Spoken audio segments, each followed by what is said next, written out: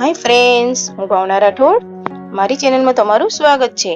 તો આજે આપણે બનાવીશું આલુ પરોઠા, એ પણ એકદમ સહેલી રીતે। જો તમારે પણ આ રેસીપી બનાવવી હોય તો જોઈ લો આ રેસીપીને। તો ચાલો સામગ્રીમાં શું શું જોશે તે જોઈ લઈશું। તો હવે બનાવવાનું શરૂ કરીએ। બટાકાને ધોઈ લીધા છે મેં, અને મારી જોડે મોટા બટાકા છે, તમારી જોડે નાના હોય તો પણ ચાલે। મોટા છે એટલે 2 પીસ કરી લઈશ હું।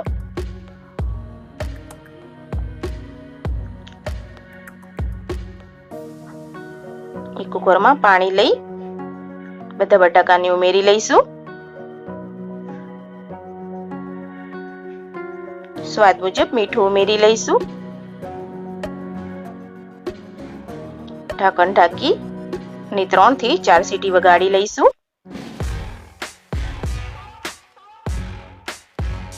બટાકાને બાફી લઈશું। 3 થી 4 સીટી થઈ ગઈ છે અને આપણા બટાકા પણ બફાઈ ગયા છે। હવે આપણે બટાકાને ઠંડા થવા દઈશું। એક પેનમાં તેલ ગરમ થવા મૂકી દઈશું। 2 થી 3 પડી જેટલું તેલ ગરમ થવા મૂકીશું। જીરુંને સાતડી લઈશું। ઝીણી કટિંગ કરેલી ડુંગળીને સાતડી લઈશું।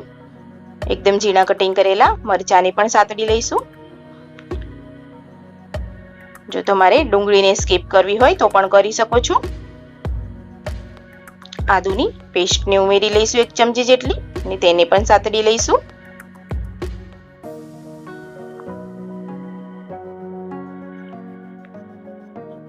હવે છીણની મદદથી આ રીતે બટાકાને પ્રેસ કરી અને છીણ પાડી લેવાનો છે।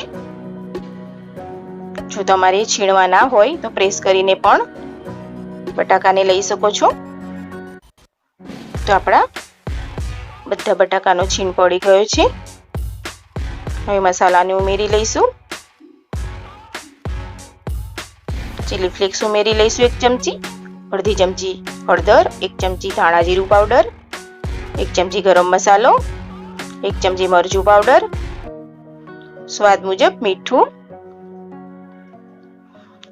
લીંબુનો રસ ઉમેરીશું, 1 ચમચી ખાંડ ઉમેરી લઈશું। તમારે લીંબુ અને ખાંડ સ્કીપ કરવી હોય તો પણ કરી શકો છો। અને આ રીતે કોથમીર ઉમેરી અને બધા મસાલાને સારી રીતે મિક્સ કરી લઈશું। લીંબુ અને ખાંડ ઉમેરવાથી આલુ પરોઠાનો સ્વાદ ખૂબ જ સરસ આવે છે।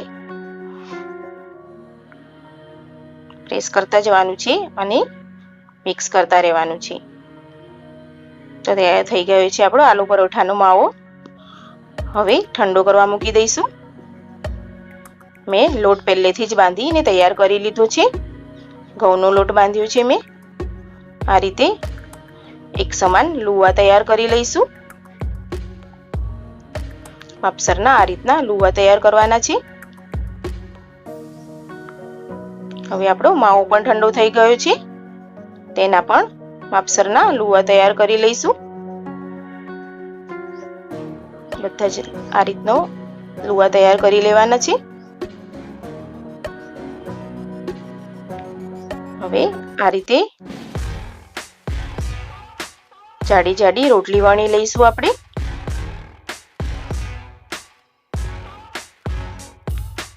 બટાકાનો માવો ઉમેરી આ રીતે રોટલીને ભેગી કરી લઈ અને જે ઉપર લોટ થોડો વધે એને નીકાળી લઈ અને હાથેથી પ્રેસ કરી લેશું।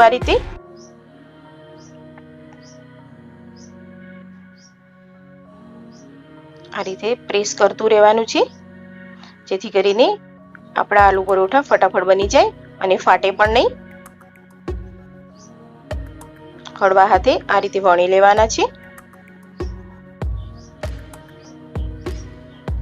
તો હવે તવામાં શેકી લઈશું।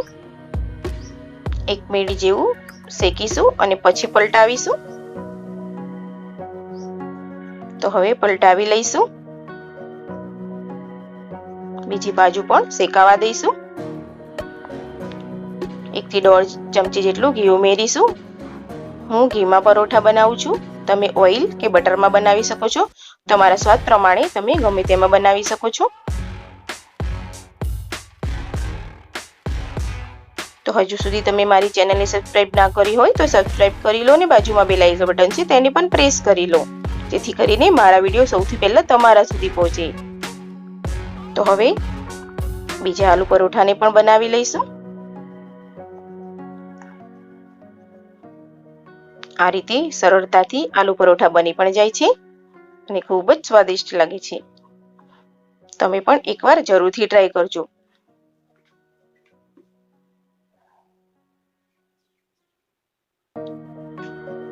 તો તૈયાર થઈ ગયા છે આપણા આલુ પરોઠા. છે ને એકદમ સહેલી રીત આલુ પરોઠા બનાવવાની.